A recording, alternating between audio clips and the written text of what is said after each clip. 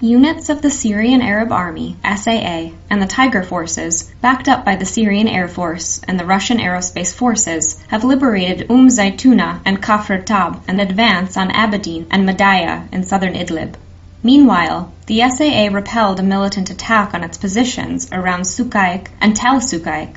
The attack was conducted by joint forces of Hayat Tahrir el-Sham and Wad Harid el-Muminin, known for their links with al-Qaeda and the Turkish-backed National Front for Liberation.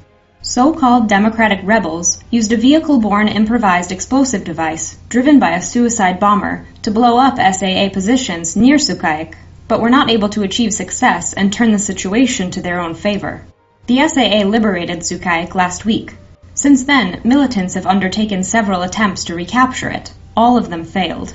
2 battle tanks, 2 up-armored vehicles, and 3 pickup trucks belonging to militants were eliminated by the SAA in recent clashes west of Khan Sheikhoun. Units of the Russian military police and the Turkish military conducted a joint patrol on August 14th around the key city of Tel Rifat in northern Aleppo, chief of the Russian Center of Reconciliation of the opposing sides in Syria announced. On August 14, 2019, from 12 o'clock to 12:40, the Russian and Turkish military police units jointly patrolled the Tel Rifat deconfliction zone, Major General Alexei Bakin said, adding that the patrol's route ran between the villages of Hirbol and Sheikh Isa, east of Tel Rifat. Tel Rifat is one of the biggest urban centers in northern Aleppo. It is jointly controlled by the Kurdish People's Protection Units, YPG, and the SAA. Units of the Russian military police have been deployed near the city for more than 2 years now. At the same time, the Turkish military and Turkish proxies see the town as one of the high-priority targets in the event of escalation in the area. Last year, Russia and Turkey reached an initial agreement that would allow civilians to return to their houses in Tel Rifat and de-escalate the situation. The recent developments may indicate that the sides have reached some kind of understanding on the situation in the Tel Rifat area. Well, even if China continues to try to thwart what's going on with U.S. sanctions in Iran, in the case of Venezuela, it seems that Trump appears to be gaining the upper hand in terms of these 2 world leaders being seen as the ones at the forefront of this. Now, Bloomberg is reporting Friday that China and their National Petroleum Corporation, the country's biggest energy company, is for the first time in over a decade backing away from Venezuelan crude. Now they're saying that they have canceled plans to load about 5 million barrels worth of this onto ships this month. This is going to in turn hurt Maduro. No doubt about it. Now, this could prove a final massive economic blow to him in terms of his future prospects and everything that he's got going on here, and leaning on Russia and especially China so heavily in this situation. So if they have them where they want them, China's going to demand a whole lot more if they want support. It's just the way that they're going to be. Communist China is the way that they're pushing this.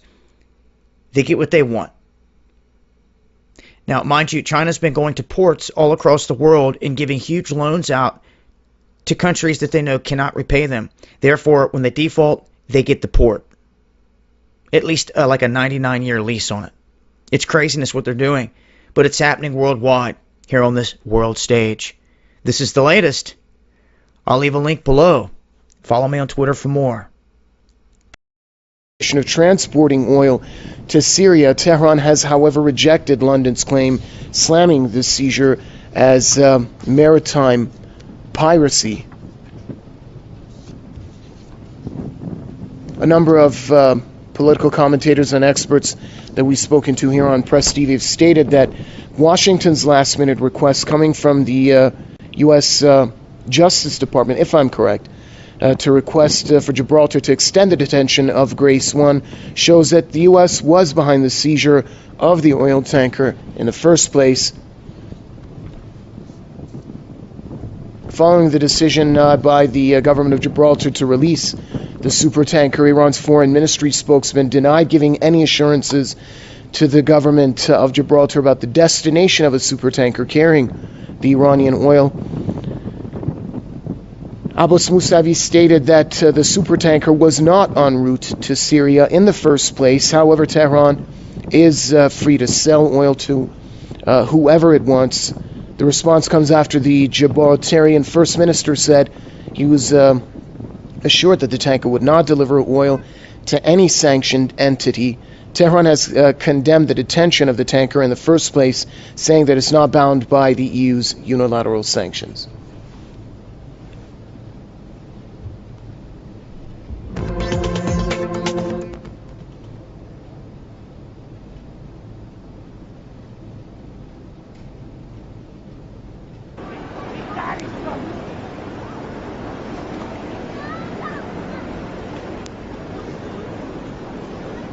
So these are live images that we're getting now from Gibraltar as the Grace 1 oil tanker is moving after Gibraltar decided to free the seized Iranian tanker.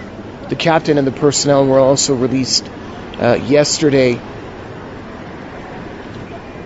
in an initial hearing for the fate of the detained supertanker. Last-minute request by the United States was intended to halt the releasing of the detained supertanker. However, ultimately, the government of Gibraltar decided to release the supertanker. There were a lot of comments coming in yesterday putting a big question mark over the independence of the judicial system in Gibraltar, and also putting a big question mark over whether the United States was involved in the detention of the supertanker in the first place. Tehran has time and again condemned the detention of the tanker, stating that Iran is not bound by the EU's unilateral sanctions. We are going to keep you posted on the details of that story and much more as we get it for you right here on Press TV.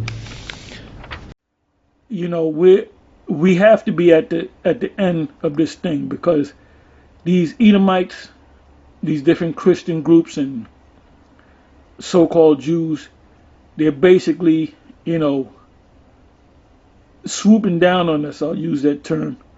Like you have this guy, you have Truth After Knowledge and Faithful to God. Basically, that truth, we remember Truth After Knowledge going back when we first got on YouTube, and we used to battle against them. And you know, we found out about the main guy that led it at that time. One of the guys was a guy by the name of Abu, which, by the way, came down to the camp. I believe that was 2008. And didn't. Here we are going back and forth with this guy.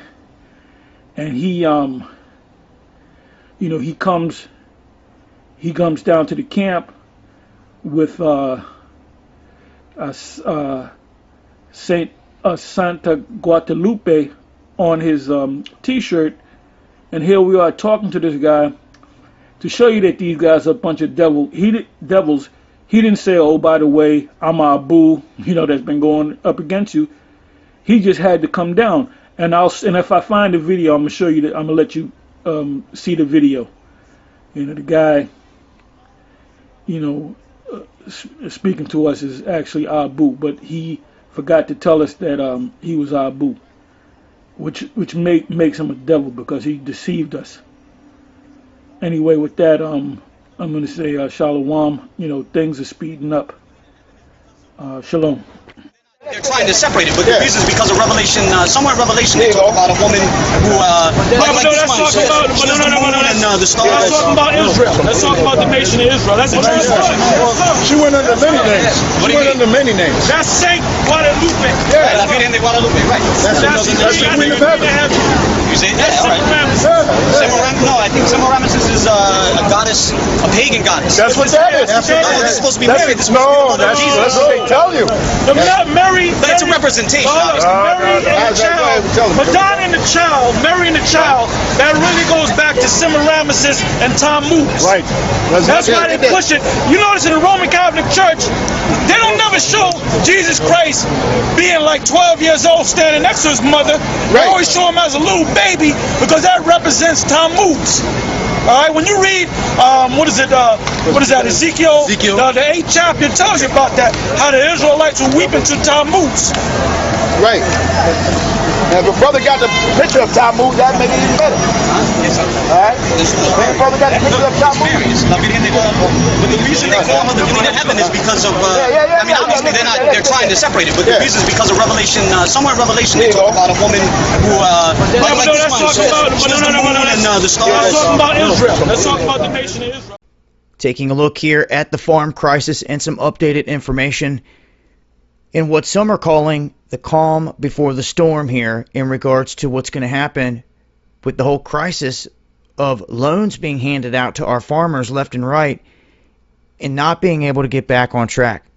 Now, it looks like Reuters here has examined a new farm survey by the Federal Reserve Bank of Chicago. This was put out this past Thursday. It detailed farm loans at Midwest banks are having the most repayment difficulties in 20 years here in the second quarter of 2019. Now they're saying following 6 years of falling farm income and rising debt levels and the recent addition of record floods across the Farm Belt and the trade war between the U.S. and China, this has compounded things to put us at a spot where they're saying that this farm crisis is on par to the 1980s and what happened there. Now they've got this broke down into different sections, and oddly enough, some states remain the solid state, but throughout the Midwest, right through the middle there, 7, 4, 8, and 6, they seem to cut into different states. Instead of just keeping them into their boundaries, they start to dice things up. And they're saying that the drop in farm incomes has also weighed in on the property values, saying that the property values have sunk, 2% in the second quarter of 2019. So it may not sound like a lot, but that's a lot to someone who owns a home. And if it keeps happening more and more over time, that's going to stack up. Okay? And they're saying that that was for adjusted inflation. Now, this district that they've got circled here on the map that they're concerned about the most is the district that includes Iowa, portions of northern Illinois, Indiana, southern Wisconsin, and the lower peninsula of Michigan. So, a look there at what's going on. I'm going to leave a link here with more information. Follow me on Twitter and DLive for exclusive content. Peace. Shalom Yasharallah. First and foremost, I want to give all praise, honor, and glory to Yahweh, Bahashem, Yahweh Shai, Bahashem, B'chakodash. Double honors to the apostles and elders of Great Millstone in New York who rule well, and salutations to all Akim pushing His word in truth and sincerity with charity to the four corners of the earth. I just want to get into a quick lesson for these BOIs, these black-only Israelites, and Lord willing, it's edifying, for the to the elect. This is the book of Matthew, chapter 13. I'll start at verse 24. Another parable put he forth unto them, saying, The kingdom of heaven is likened unto a man which soweth good seed in his field. But while men slept, his enemy came and sowed tares among the wheat and went his way. Alright? So, our people slept, man. They were in captivity. They didn't know who they were, And it's twofold, because literally during slave times on those plantations, the slave master would come in and, just have their way and rape our women, you know what I'm saying? It was a thing of the norm, you know what I'm saying? It was just part of our captivity. It's terrible. But that's what happened, Verse 25, but while men slept, his enemy came, his enemy, right, not your friend, and sowed tares among the wheat and went his way. Alright, so wheat and tares, they look very similar, but they're two different things, But when the blade was, verse 26, but when the blade was sprung up and brought forth fruit, then appeared the tares also. So the servants of the householder came and said unto him, Sir, dost not thou sow good seed in thy field? Whence then had the tares? He said unto them, An enemy hath done this. There's that enemy again. The servant said unto him, Wilt thou then that we go and gather them up? But he said, Nay, lest while ye gather up the tares, ye root up also the wheat with them. All right, meaning that there's gonna be heathens that look like us, and we're gonna be confusion of faces. Have that shame of looking like the other nations. All right, because we were scattered to the four corners of the earth. So there's going to be a lot of Israelites that look like the other nations. They're going to look like Esau, Edom. They're going to look like Moab, the so-called Chinese, right? They're going to look like Ammon, Ishmael, right? Because we've been scattered to the four corners of the earth. And these people have oppressed us, Verse 30. Matthew 13, verse 30. Let both grow together until the harvest. And in the time of harvest, I will say to the reapers, gather ye together first the tares and bind them in bundles to burn them, but gather the wheat into my barn. Right. You know what I'm saying? So at the end, the harvest will be at the end, the very end. You know what I'm saying? When the Lord comes back with his angels, those reapers are the angels, to gather up his elect, the 144,000 men of Israel, 12,000 from each tribe, and, the 1/3. That scattered, that does that represents an innumerable number, okay, in Revelation 7. Alright. So at the end he'll grab them, because there's gonna be people that believe. That's why this thing is a spiritual thing, you see? It's through the Spirit that we know we're the children of the Most High. Alright, we're gonna get that, but just letting you know. This is Malachi chapter 3, verse 18. Then shall ye return and discern between the righteous and the wicked, between him that serveth the Most High and him that serveth him not. Right, because now, through the power and will of Yahweh Bashem Yahushai, we use the Spirit, you see, to discern all things. We have the unction to know all things, all right? And that's why we're going to be, discerning spirits. People come up to camp. We're going to read them by their spirit, you see. This is Romans chapter 8 and 16. Let me get there. Yeah.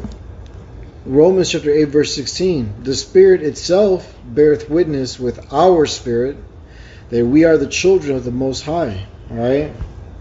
That's what the Spirit tells us. Because we gravitate to this word, and the Lord has blessed us with the understanding, starting from the apostles and elders on down, all right, and from Great Millstone. Okay? Because the other nations, they don't, first of all, the name of the Lord is dreadful among the heathen. The heathens are not going to get this.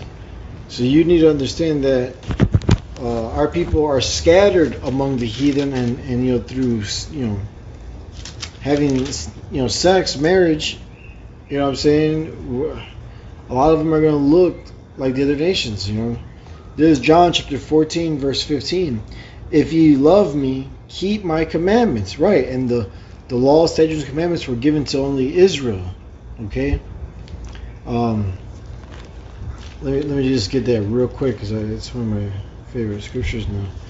This is Leviticus chapter 26 verse 46. These are the statutes and judgments and laws which the Lord made between him and the children of Israel in Mount Sinai by the hands of Moses. Right, because Moses is known as what? The lawgiver, you see?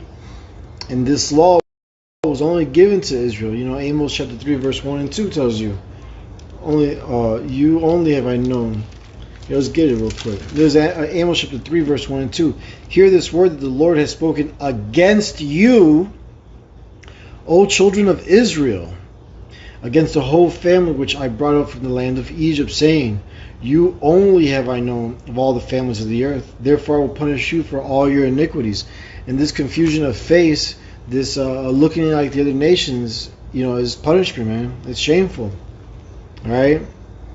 And that's why through the Spirit we're going to see who's who, because those that love the Lord in truth and in righteousness, as it is written, John 7:38, that believeth on him as it is written, right? They're going to come to this word. They're going to come to the truth. from the four corners of the earth, wherever they may be scattered. Once the truth comes out, which it has been coming out, that's why you see a lot of brothers waking up all over the globe. Alright? Because we love the Lord, man. We love Yahweh Bashem Yahweh Shai. So we're going to keep the law, statutes, and commandments to the best of our ability. We are in this flesh, and we're going to be going off. But guess what? Our love and dedication is to the Lord. That's why when you come in this thing, prepare that mind for temptation, because now the Lord is first on everything. You know what I'm saying? And it's a beautiful thing to be the servant of the Lord. Lord willing that He uses us to the very end. This is Wisdom of Solomon, chapter 5, verse 1. Then shall the righteous man stand in great boldness before the face of such as have afflicted him and made no account of his labors. Right. So that's what you see on the highways and byways. The Lord made it happen that we could be on the streets, the chief concourse areas of these cities in Babylon, America, right? To what? To preach this word, to bring out the truth, to fulfill prophecy, to do the Lord's will, all right? Because Ezekiel 37 talks about that one stick, and that one stick is now presented. We're living in those times, all right? This is Judges chapter 5, verse 11. They that are delivered from the noise of the archers in the place of drawing water, right?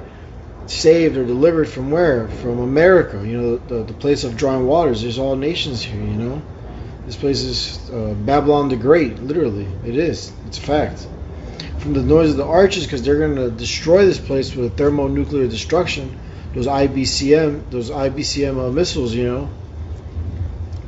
there shall they rehearse, the righteous acts of the Lord.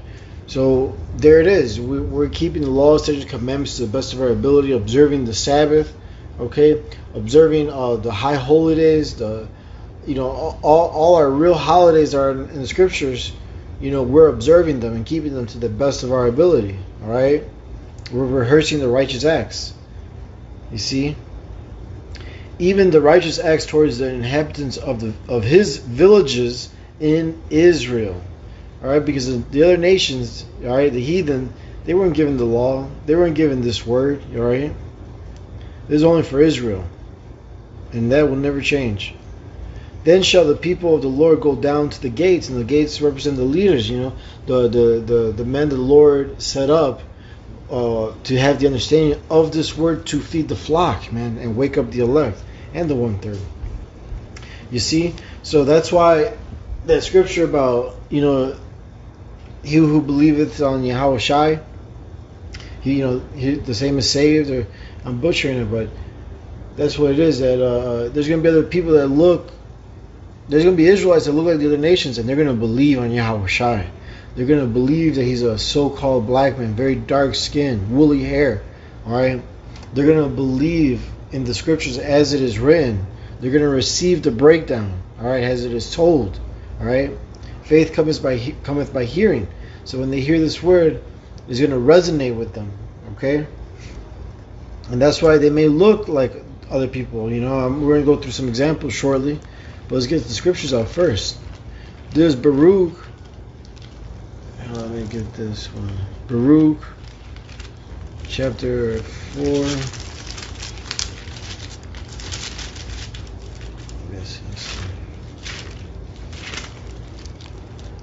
Slovakia.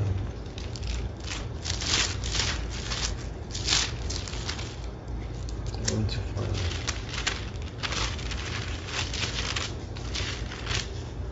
Here it is. Baruch chapter 4, verse 37. Lo, thy sons come, whom thou sentest away. Right, because we're misbehaving. We weren't keeping the laws, statutes, commandments in our own land. Alright? So the Father kicked us out for misbehaving. To serve punishment. To be enslaved by these other nations, man. Alright? Lo, thy sons come, whom thou sentest away. They come gathered together from the east to the west, by the word of the Holy One, rejoicing in the glory of the Most High. You know what I'm saying? Because this truth knowing this truth is going to set you free. It's going to renew your mind. You know what I'm saying? And because we once knew this education. To draw from within something that we already knew, basically, right? So we know this, man. So if you look at this is on the screen. This is Blake Griffin and his father and his mother. His dad's from Haiti, the Haitians, the tribe of Levi, all right? And his mom's an Edomite, all right? The red Hebrew Edomite. But look at him, like he looks like he's so-called mixed, like, you don't know what he is. You know what I'm saying? But you are whatever your father is, and that's what it just comes down to, all right? So he's also a Levite. He's a Hebrew Israelite. Here's an example of a tare, because we were going over tares and wheats earlier, right? In Matthew. So here it is. This is a Hebrew Israelite woman, but her husband is clearly an Edomite. All right, and their child, that's a tare. He or she, whatever it is, there may look like a Hebrew Israelite, Southern Kingdom tribe, But you are whatever your father is, according to Numbers 1:18. And this little boy is a tare. He's an Edomite. He looks like one of our people, but he's not. All right, and that's just the facts. That's just what it is. Here's another picture of him a little older. See, so you see, there's a Southern Kingdom mother, the nigger woman here, and then you got the son. The hair's a little thicker and curly than the father's. And he got melanin, you know what I'm saying? But he's a damn devil too, just like his dad. You see his dad's all red. They're both Edomites. Alright, because skin color is an indicator, it's not a definite. It's all about your spirit, and your lineage, Here's another one. See, the mom here is from Elam, right? The East Indians. And the father here is an Edomite. But the daughter looks like she's a light-skinned East Indian girl, okay? That is like, that's confusion. That's a tare too, you know what I'm saying? Because look, she may look like another nation, a heathen nation, but she's really an Edomite. That's her father, Here's another photo of that same family. I found these online, by the way, on Google. Just type in mixed race families or whatnot. Here it is again here. See, like, these children, they have some hope in the sense that after 1,000 years of slavery, when the Lord Yahweh Shai returns and saves us, okay, because these heathens are going to be under subjection to us, and they're going to be enslaved hardcore for 1,000 years. After 1,000 years, this Edomite mother to the right side will be exterminated with the rest of her house. All right, but this man and his children, they're going to be our slave forever, be tributaries, There's going to be an order to things, but he will be here still, And him and his whole household will follow the laws, statutes, and commandments to the best of their ability. Because remember, Israel, the 12 tribes of Israel, you so-called Negroes, Latinos, Native American Indians, we're going to have these laws, statutes, and commandments written in our mind. So we never break them again, and we live forever. But these heathens are going to be tributaries to us. And we're going to enforce the law on them, when they break it. All right, but that Edomite, after 1,000 years, that's it, man. They're going to be exterminated. All right. Again, so this is a spiritual thing, because skin color is just an indicator. Remember that. This is an example here in the scriptures, real quick, about how the Lord, the Heavenly Father, looks upon things. Okay, and Yahweh Shai, because they have the same mind. Alright. This is 1 Samuel chapter 16 verse 7. But the Lord said unto Samuel, look not on his countenance or on the height of his stature, because I have refused him. For the Lord seeth not as man seeth. For man looketh on the outward appearance, but the Lord looketh on the heart, which is your mind. You know what I'm saying? And that's why the Israelite mind, though the person, the brother might look like the other nations, is going to have the heart, the spirit of the Lord is going to be calling onto them. They're going to believe, as the scriptures have said. You see, they may look like anybody else, like Bruce Lee, a Moabite. He looks like a Moabite, but he's an Israelite, through the spirit. Justin Timberlake, another Israelite. Oh, you know what? Bobby Caldwell. That's man. I was looking for images. Earlier I was looking for images earlier, and I was gonna get Bobby Caldwell, but but check out Bobby Caldwell. Play his music. All right. You're gonna think it's a Jake singing, but when you see him in person, he looks like an Edomite. But it's through the Spirit again. It's just some examples to give you a visual of the understanding of these scriptures. Okay. Lord willing, it was edified again. I want to give all praises, honor, and glory to Yahweh, Bahashem, Yahweh Shai, Bahashem, Rachakodash. Double honors to the apostles and elders of Great Millstone, New York, who rule well, and salutations to all that I can push in this word in truth and sincerity with charity. Shalom, wa abad ball. Just so folks know, the U.S. government is spending millions of dollars on creating this new intelligent missile. Now, this will apparently be able to determine what a target is by itself. Now, I can't stress enough how out of control AI itself can get, especially when you involve it with a military type of apparatus. This becomes dangerous at the highest levels. We have seen AI be able to trick its creators and hide information in frequencies to outsmart them. Yet they are just rolling this out across the board left and right in terms of military tech. But according to these sources, the Pentagon saying that they will invest vast sums of money into this AI-guided munition, which could be ready by 2021. This is called the Cannon Delivered Area Effects Munition, or CDAM. That's D-A-E-M, DAM. The CDAM system will use GPS to identify enemy tanks and armored shells, and it will be scanning everything in advance as well. I'm sure it's going to have heat sensors, everything else to detect a human life form. And they say that this will replace the dual-purpose improved conventional munitions, or the DPICM artillery rounds, which were introduced back in the 1980s. So a switch up here, and this time incorporating AI into the fold.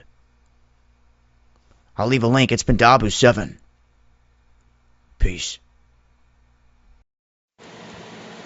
Shalom. First and foremost, I'd like to give all praise to Yahweh, Ba'ashem, Yahweh Shai, Ba'ashem, Rakakadash. Double honors to the elders and apostles of Great Millstone who are teaching this truth in sincerity.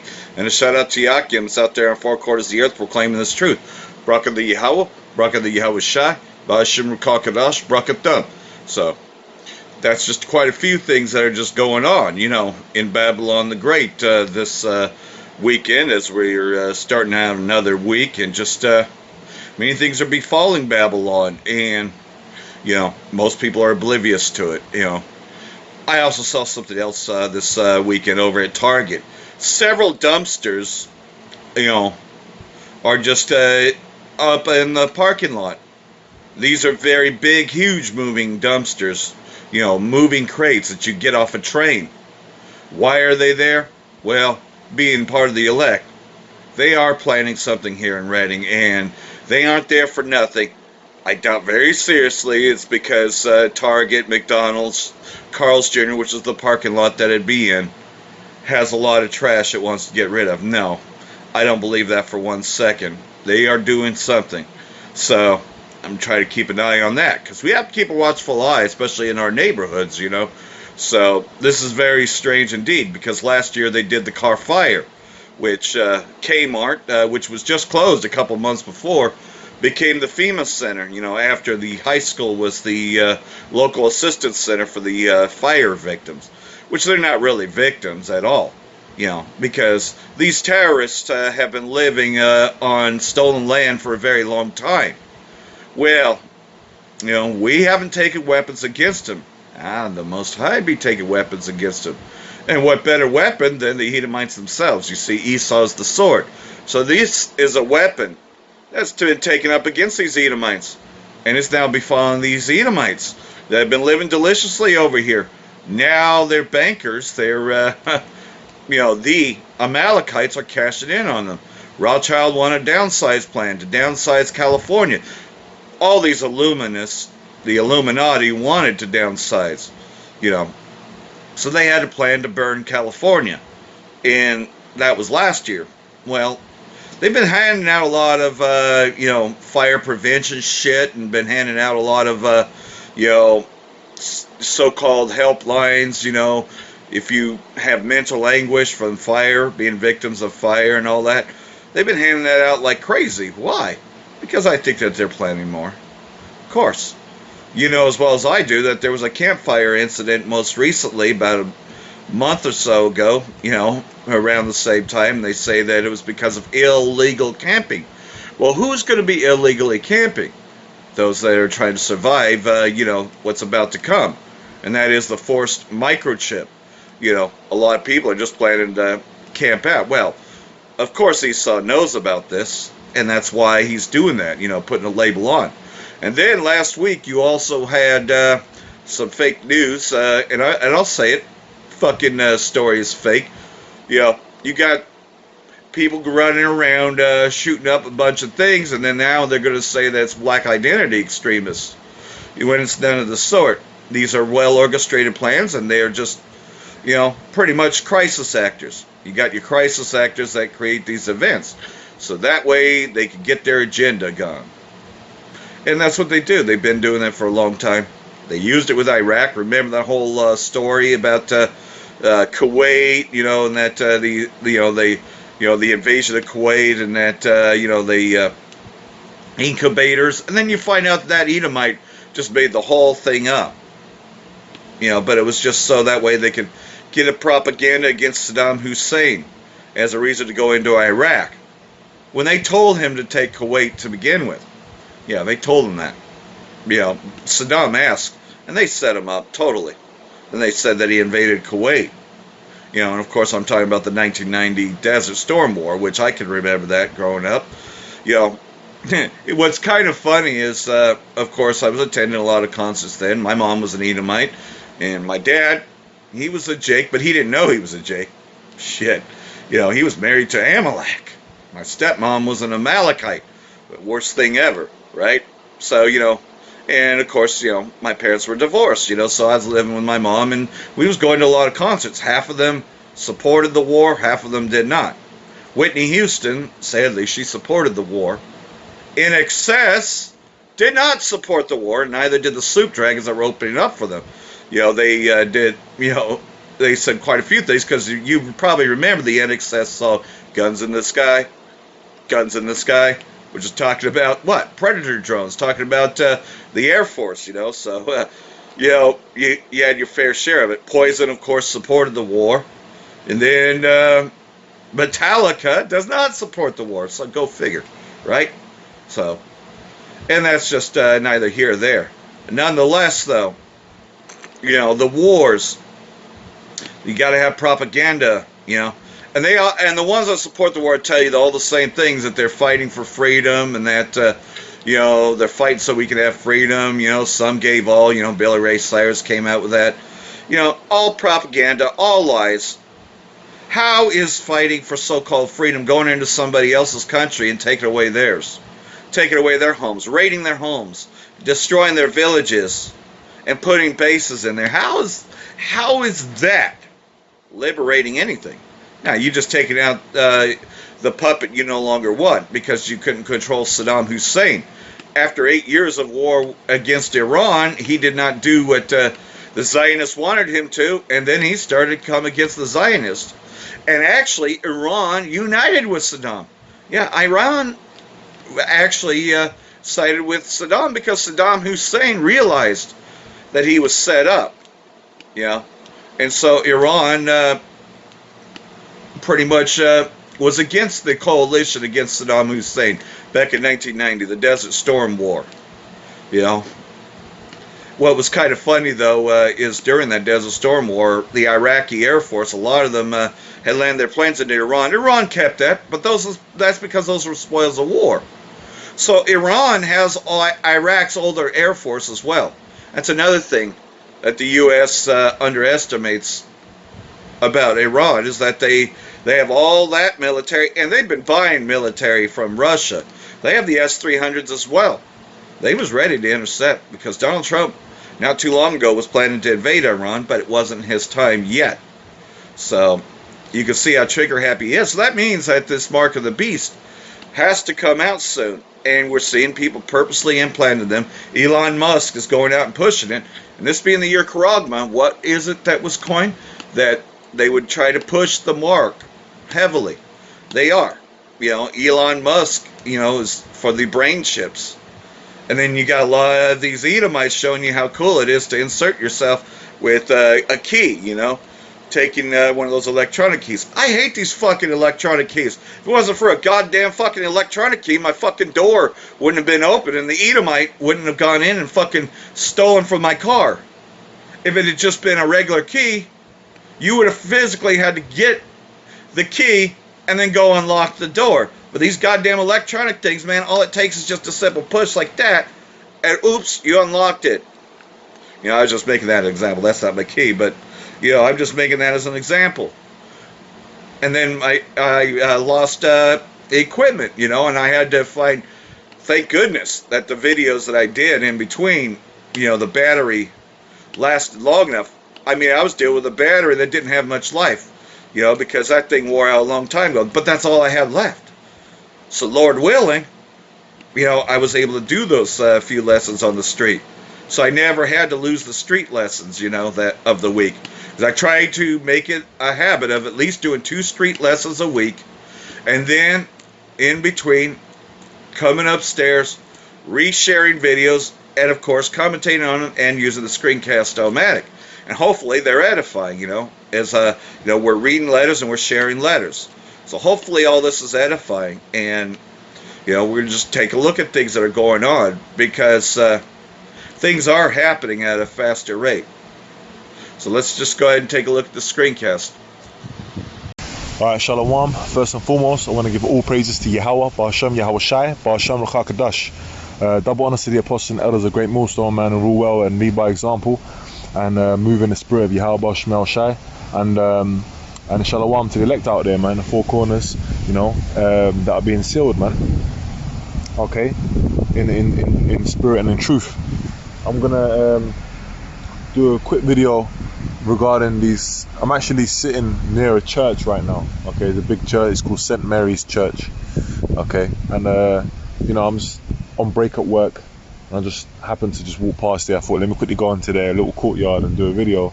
And it inspired me to do a video to explain that the truth is not going to be found in no church. It's not going to be found in no building, in your conventional kind of Church of England or Catholic Church or whatever ministry, man. The truth is going to be found on the streets, on the highways and byways. Okay, so I'm going to go a little bit into that with some scriptures. Okay, if it's a bit windy, Salakia, it's a windy day, so hopefully I'm speaking loud enough for it to be heard clearly, man, to edify. So I'm just going to get the first scripture, bear with me. That's right. This is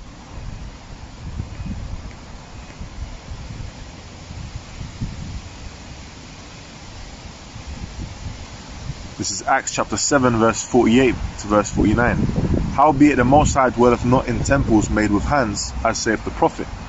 So pretty much, man, you're not going to find this truth. You're not going to find the truth of Yahweh Shemel Shai in these temples, in these massive buildings, these congregations that come together. Because the church, now the word church, going back to, I believe it's the Greek or the Latin, if I'm not mistaken, most likely the Greek, ecclesias, meaning to call out. So, in the ancient times, man, what the prophets would do is they'd be out on them streets and they'd be calling out to the people, man. And there was also a time. Now you might say, okay, well, in the old school in One West, the elders, they had a building, okay, but in those buildings you had the lessons and classes, and then what would they do? They would go out and they would go and teach on the streets to the people, man, and they prophesy.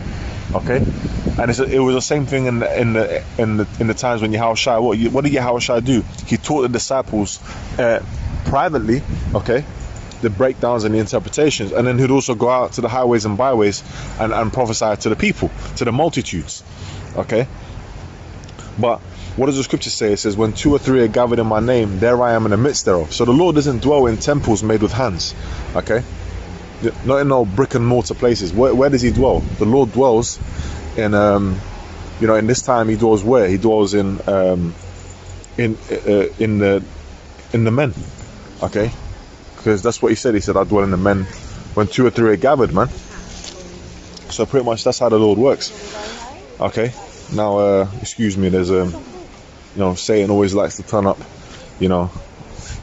wherever you're trying to teach the word, and you're trying to eavesdrop on what you're doing.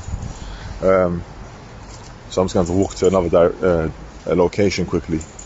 Yeah, so pretty much, man, that's the scripture to prove that the Lord don't dwell in these churches. Now, where does the Lord dwell, man? Well, let's find out. I've already quoted the scripture when 2 or 3 are gathered. Okay, so who gathers together? Where do we gather together? I'm going to read it. Right? This is Luke chapter 14 verse 23. And the Lord said unto the servant. Now, who's the Lord? Yahushai. And who's the servant, man? The disciples, the ones that believe in Yahushai, us. Okay, and it says what? Go out into the highways and hedges and compel them to come in, that my house may be filled. Okay, so what is the house of the Lord? Okay, the house of the Lord starts with what? Israel, man, starting with the elect. That's the house of the Lord. Okay, so how do you fill that house? You fill it by what? Going out in the highways and hedges as we've been commanded as servants of the Lord. Okay, and we're compelling them to come in. How are we compelling them to come in? By the word. Okay, so what does it say in the scriptures? It says the word mixed with faith. Pretty much, it's a prophet. Let me not butcher it. Let me get it. Word mixed with faith. Right, Hebrews 4:2. For unto us was the gospel preached, as well as unto them. But the word preached did not profit them, not being mixed with faith in them that heard it, because this is a thing of faith. Okay. Now, what do you get? You get these. The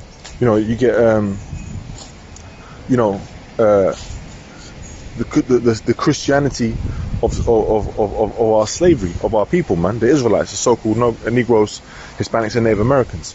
Okay, when we were in chattel slavery, what did our lords over us? They were who? The Edomites, our enemy. Okay, he was being masters over us. Okay, what was he doing? He was basically teaching.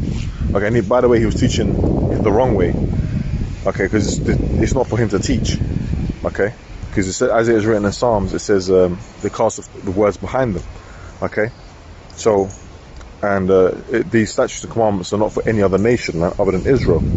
So what did they used to do? They used to get us into slavery and try and confuse us with certain scriptures. Talking about to obey your masters, man. But hey, that's talking about what? That's talking about your elders and your apostles in this truth. Okay, with the ultimate schoolmaster being who? Yahushua, man. Okay, because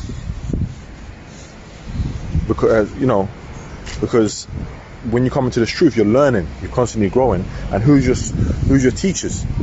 It's starting with our apostles and elders, a great millstone, who have the truth. They're the teachers, man, on the earth. And then when you start to learn and you grow, you then start to become a teacher yourself, and you start to teach, man. And then you prophesy, and you're out on the highways and byways, and maybe in a camp, which those camps are all churches. Okay, you had various different churches that Paul was writing to: the church in Corinth, the church in Ephesus, okay, the church in Rome, and so on and so forth. And that's the same thing it is today. Okay, you have different churches all around the world, okay, under the banner of Great Millstone, which really is under the banner of Yahushai, Yahweh Bashem Yahushai. Okay, and we're teaching the truth of these scriptures, man. Okay, and we're going out on the highways and byways to do so, and that's where the Most High is dwelling. I'm going to read that scripture. I'm going to read this again. Sorry, it says Hebrews 4:2. For unto us was the gospel preached, as well as unto them. So you get this gospel preached where? On the highways and byways, not in no church. You might have spent your whole life in a church before you heard this truth, and all you were doing was you were singing and dancing, okay, jumping around like a fool.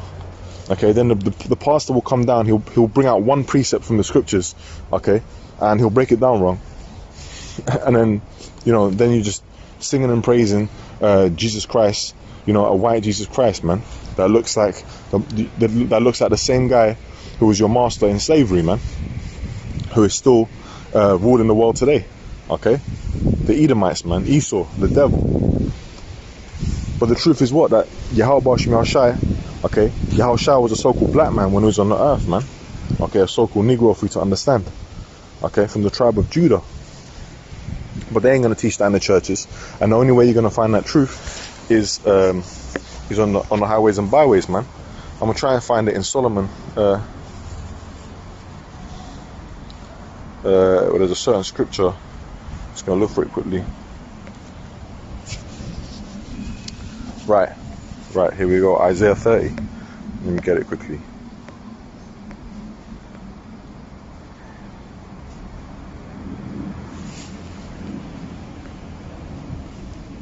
Right, let me start from Isaiah 30 verse 20. And though the Lord give you the bread of adversity, so we are going to go through adversity, we have done, and the water of affliction, and we've been afflicted, our people have been afflicted, man, but there is a grace that's coming to us through this word, through the truth, right? Not through no churches, not no temples made with hands. It says, yet shall not thy teachers be removed into a corner anymore, but thine eyes shall see thy teachers. So we're going to see them. They're going to be out there on the highways and byways, man. Okay, and this is and that's what our Protestant elders have done, and their elders before them. So it's a key thing in this ministry to be out on the streets. Now, you see Jehovah's Witness, okay, on the streets, but they've got the false doctrine. You see other groups that teach Israel on the streets, but they've got the false doctrine.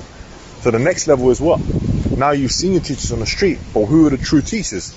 And that's where it comes in faith. Okay, the Lord is going to gift faith to the members of the elect, to believe and follow after the true teachers, man. Okay. It says, and thine ears shall hear a word behind thee saying, this is the way, walk ye in it, when you turn to the right hand and when you turn to the left. Okay, and what's that voice behind you that you hear, man? That's the prophets, man. Okay, that's the word. That's the bait in a sense, because we become fishers of men.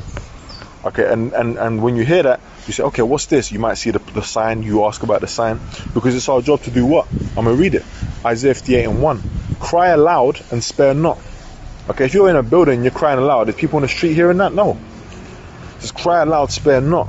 Lift up thy voice like a trumpet, and shew my people their transgression, and the house of Jacob their sins. So that's what we're doing. Okay, we're condemning the wicked and telling all these different nations their future, which is what? Captivity, slavery, okay, and death. Okay, and what are we telling our people? We're telling them what? Listen, if you don't repent and come back to the Lord, to the truth, okay, you keep staying in them seminary schools, you keep staying in them churches, then what's going to happen? You're going to basically suffer the same fate as these heathen, man. You're going to die on this side. Okay, you're going to be judged, man, and you're going to have to come back in the kingdom, and through the reincarnation, which reincarnation is a thing that we teach. Now, did they teach that in the churches? No. Okay, and if they do, okay, they either got it from us, okay, starting with our apostles and elders, a great millstone, or they're not going as deep into it, man. Which, if they're teaching that, cool, okay, but if they're teaching that Yahweh Shai, which they ignorantly call Jesus Christ, was a so-called white man, then they're going off, man, because they obviously have not broken down or got the understanding of Revelation, the first chapter. Okay, so that's what we do. We're going on the highways and byways and showing our people the transgression and sins. When you go to church, they're not telling you that you're going off. They're not telling you, look, man, this is what the statutes, laws and commandments of the Lord is. You should be walking in that way. Like, follow that way. That's what we teach. What they're teaching is, the Lord will bless you with a bigger house. The Lord bless you with a car and all that. Man, if you get those material things, well, that's cool. There's nothing wrong with that. But, how about the Lord bless you with salvation? How about the Lord bless you with salvation from your enemies? Do you even know who the enemies are? No, because you're being led by false pastors, man, false teachers. Okay? And any of these guys that try and come up against the doctrine, they get just obliterated, man, in the spirit and power from Yahweh Bashim Yahweh Shai, because they're coming up against the Most High, man. Okay? And they get found out to be phonies. That's why to this day, man, the doctrine of Yahweh Shai is impenetrable, man. The defense is impenetrable. It's the ultimate defense, because why? It's the truth. A lie can't come against the truth, man. I was quite inspired to do this video to these churches, man. So you Israelites, man, you so-called Negroes, Hispanics and Native Americans, and anyone else that descends through the line of Jacob, that you believe in this word, okay, you need to come out of them churches, man, and you need to go on the highways and byways, okay, seek a camp of great millstone and come and listen to the true teachers, okay. And there's certain guys that ain't going to do that, the majority, because why? This thing is given to a few. Well, if there's any members of the elect out there listening to this, get out of them churches, man. get out of them churches and come to the real church on the highways and byways. You know, with that, you know, all praise to Yahweh, Ba'ashem Yahshua, Ba'ashem Chakadash. Double honor to the apostles and elders of great Muslim. Shalom.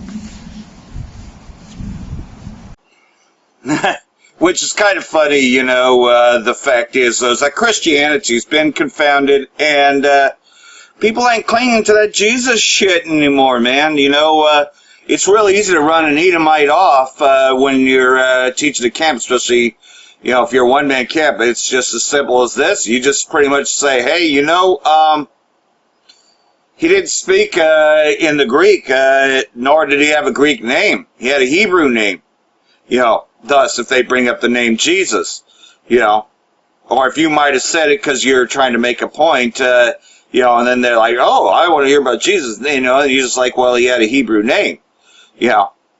It doesn't mean you necessarily give them the name, because they don't deserve to know the name, because that name is sacred to us, you know, we, the true Israelites. So, you know, like everything else, though, man, you just... they're confounded, man, because they're finding out, though, that, you know, he was only speaking to his people anyways. These letters were meant for us, you know, to know later, so that way we would find our way back to him. Thus, that's the elect. So here we go. Here's another thing, you know, because I was just talking about Desert Storm just a little bit earlier, right? And this is another thing. America's benevolent bombing of Serbia.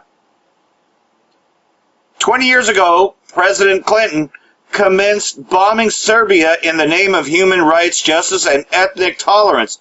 Approximately 1,500 Serb civilians were killed by NATO bombing in one of the biggest sham morality plays of the modern era.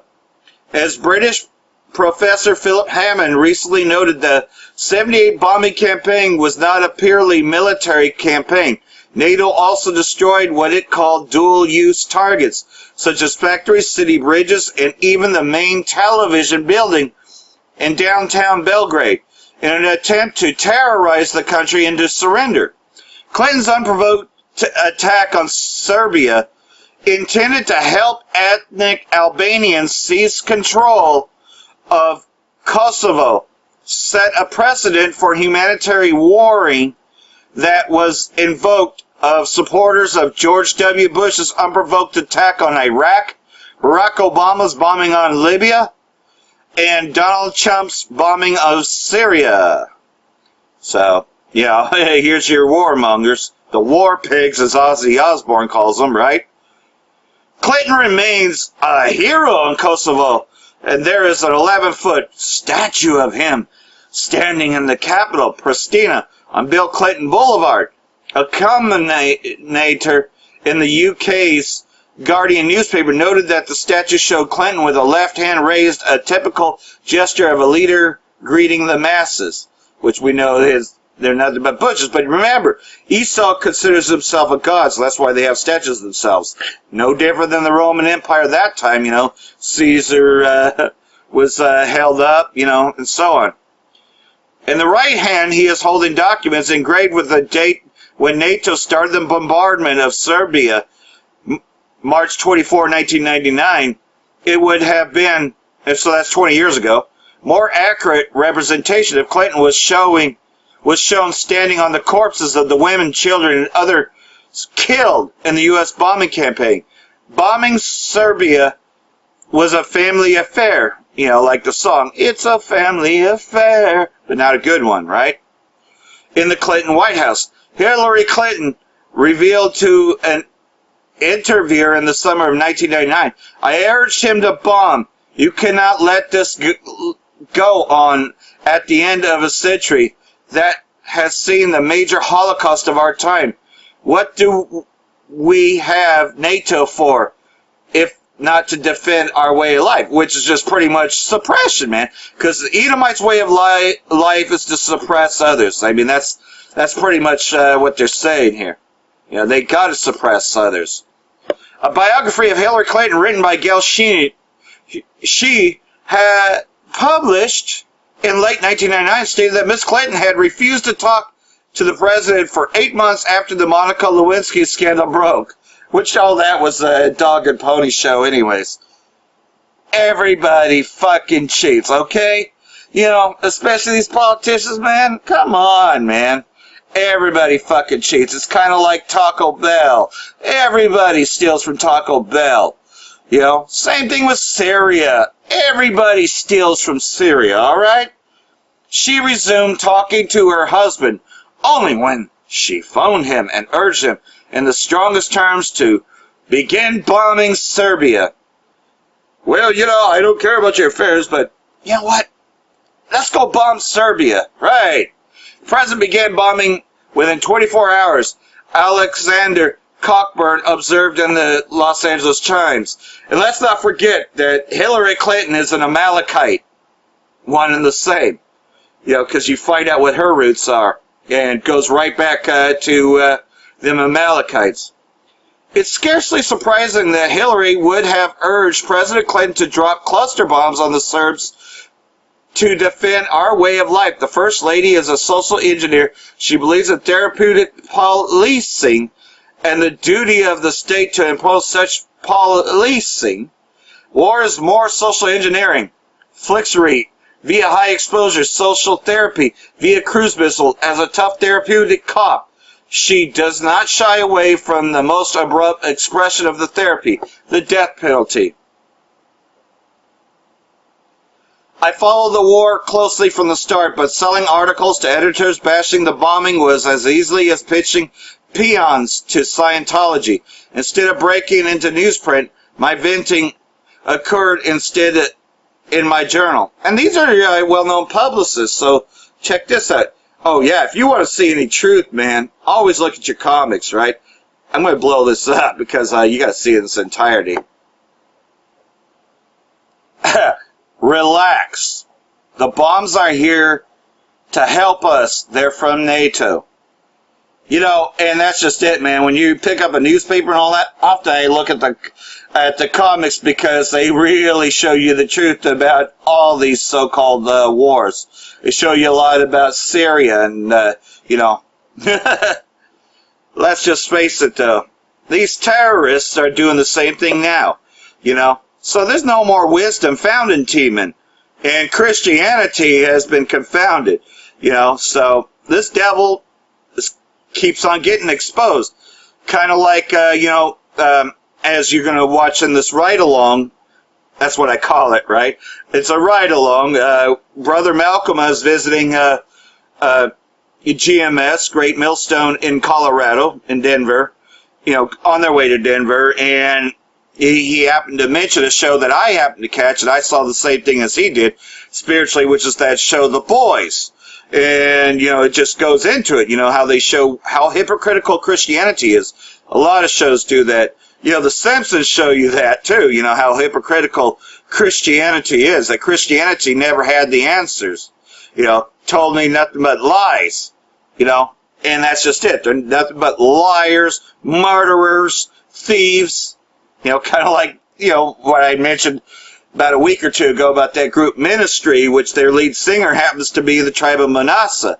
You know, he did a song called Thieves and Liars, which is all about these murderers that are over here. You know, how they took the land and all that. And you want to listen to a sad song by Ministry. If you're into industrial metal, play Khyber Pass. It's just, it'll make you sad. It's almost as sad. It's mostly instrumental, but you hear the cries of our people, man, because they were destroyed, you know. You know, and I'm talking about Gad. You know, but there's a song called Khyber Pass on a Ministry album. It's worth listening to, but man, you know, their lead singer, man, if you listen to some of the live recordings of Stigmata, he's like, fuck the Pope, fuck the Catholic Church, fuck Jesus, you know? He's just saying fuck all of them, fuck all these assholes, fuck George Bush, fuck his ugly wife, fuck Tipper Gore, fuck everyone, you know? And that's just it, man. You know, pretty much, man, you know that Esau has fucked this world from the very beginning. And now he's fucking fucked because they're telling on him. There's no more wisdom found in Teman. Which leads me to these scriptures. I love this book of Jeremiah chapter 49. I visit this all the time. Concerning Edom, thus saith the Lord of hosts, is wisdom no more in Teman? Is counsel perished from the prudent? Is their wisdom vanished? Yeah, man, they can't even pull off the false flags and get everybody to believe it anymore. Just that too much, man. They're falling on their own things. They're screwing up. People like, oh, that's a crisis actor. That fucking news is fake. Those that have eyes to see, aka X-ray eyes. They can see right through the bullshit. Flee ye, turn back, dwell deep, O inhabitants of Dedan, for I will bring the calamity of Esau upon him, the time that I will visit him. You come to the streets of Reading, man, ain't nothing but Edomites fucking sleeping on the street, man. I gotta kind of be, bounce around a bit, man, because there's people sleeping right there on the fucking sidewalks where I teach, man. So it's like, oh, I'm not trying to wake you up, but shit, man, you're already fucked anyways, man. So you may as well hear it. You're fucked. If grape gatherers come to thee, would they not leave some gleaning grapes? If thieves by night, they will destroy till they have enough. Just like that Edomite breaking into my car, just because of that little accidental unlock. Fucking breaks in, steals whatever he wants, steals the duffel bag that was in the truck, takes a bunch of shit of mine, man, including my iPods that I was using to teach lessons. Thank goodness I had one that that was really fucked up, but I made it enough, But man, these fucking Edomites, man, they're exposed. But I have made Esau bare. I have uncovered his secret places, and he shall not be able to hide himself. His seed is spoiled, and his brethren, and his neighbors, and he is not. Man, they are just fucking tired of Esau, man. All these places hate America, the great Satan. Because this is great Satan. Oh yeah, that's another song with that group Ministry. You see what I'm saying? Total spirit of everything. I wouldn't be the least bit surprised of that if he knew that he was a Jake because of just a lot of things. I think he even said fuck the Jews, which he's referring to them Zionists in that song too. And he said it back in 1990, okay? Before YouTube and all that, man. So, yeah, man, they know. A lot of our people know. But they already made that deal to become famous, the story of what you have to do to sell out so that way you can have your music or whatever. Doesn't mean that your opinions change. It just means that you're sold out to them Rothschilds, Because even the Doors music, man, there's Rothschild right on there. Which explains why Jim Morrison, during recovery, he hadn't even had an ounce of alcohol, all of a sudden died from alcohol poisoning. Go figure. He hadn't touched the stuff in weeks. The rest of the Doors, you watch the Doors documentary, they were waiting for him. They was waiting for him, to, come back because they were going to be working on a new album together, and that's when Rothschild took him out. They couldn't use him anymore. Jim Morrison had already shown up drunk too many times at takes, so they just got rid of him.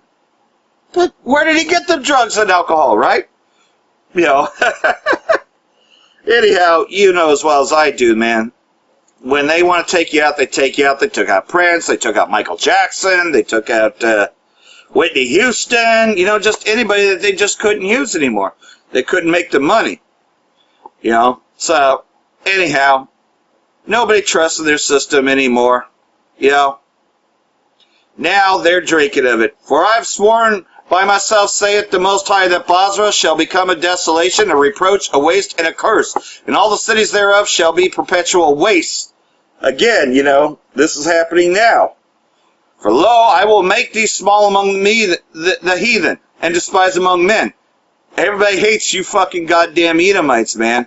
They'd be like, the people that kill the most are these Edomites, Also, Edom shall be a desolation. Everyone that goeth by it shall be astonished, and hissed at all the plagues thereof, as in the overthrow of Sodom and Gomorrah, and the neighbor cities thereof, saith the Most High. No man shall abide there, neither shall the Son of Man dwell in it. Yeah, because at that time that all this is happening, the elect are going to be taken up in them chariots. So I hope all this has been edifying.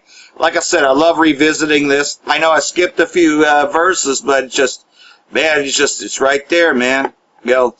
I should have skipped verse 14. I have heard a rumor from the Most High, and an ambassador sent unto the heathen, saying, gather yourselves and come against her, and rise up to battle. And that's what's happening, though. A lot of these places you didn't think had nuclear technology, now they have it. Pakistan. which is a part of Elam, they have nuclear weapons. We already know that North Korea has nuclear weapons. I believe Vietnam has them too. Yeah, man, and you don't think that Vietnam fucking wants revenge for what America did to them? Oh, you can best believe it, man. Oh, yeah. So, it's happening, and all we have to do is, while we're still here in Babylon, don't take spoils from here, but rather just wait on the Most High, and then He will give the command to spoil her, for her seed is spoiled. For that, I want to say, Barak the Yahweh, Barak the Yahweh Shai, Ba'ashem Rakakadash, Wa Abba Babal. Rakatam the hopeful elect, and now to Brother Malcolm's ride-along lesson. This is a really good one. Shalom, shalom. And we are the men of the great millstone. First and foremost, we want to give all praises, glory, and honor unto Yahweh, Ba'ashem, Yahweh Shai, Ba'ashem, Rakakadash. It's your brother Malcolm, and I'm in the presence of the mighty brothers from the great millstone of Denver. I'm headed to camp. Just gonna just do a quick lesson. We were at the house before we left, and we were watching this show called what was it called? The Boys. And episode 5 especially, if you haven't seen it, I highly suggest you check it out and look at it with a spiritual eye, not just entertainment. It is entertainment, but it's very, very spiritual, because they show you in Salakia, we're on the road, and we got this little device that's really meant for a desk, for a desk or a table, but it's gonna be bumpy. So it's gonna be bouncing around. So Salakia for that. but it just goes to show you how Esau Edom is aware of the devilment and the wickedness they do, and and the thing that stood out the most about the story is I only saw half of it. It was an hour long, and I only saw like 35 minutes of it because I want to try and finish it, Baba Shai, if I can. But was the scene with the airplane and how they left the people to die, and then they lied about it. And I remember Mayor Rahm Emanuel said he said that you never let a good tragedy good tragedy go to waste. Exactly.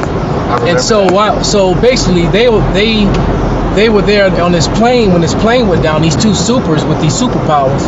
This one dude called Homeland, and he's like a bootleg Superman who's not as strong. All right, because he couldn't just grab the plane and fly away with it and save the people. But once the pilot was done, they were like, oh well, we got to go, and they left everyone to die. And the lady that was with him, she wanted to save one little girl and her mom, and he said no, because they're gonna, what we gonna do, save them so they can be alive to tell the story of how we left everyone else to die, and he was too lazy to fly back 123 times to save each individual, which he could have. All right, it just goes to show you that Esau is just full of shit. Then he gets on national TV and starts actually crying tears when he's standing there, because what they were trying to do was militarize themselves, all right, which goes to show you that Esau really fears the powers that Jacob is going to get, all right, and that's why they try to build super soldiers and all that sort of thing. And if Edomites did have that sort of power, they would definitely try to militarize them, because they would be a big threat to the military. But he gets on TV and starts lying through his teeth, man, about how this never would have happened if they had just had the authorization, because they could have scrambled there faster than the fighter jets. That's what he said, Khan. He used the excuse that they were on the East Coast, closer to the East Coast. And he used the excuse that they tried to scramble, that it wasn't a hijack, which it wasn't.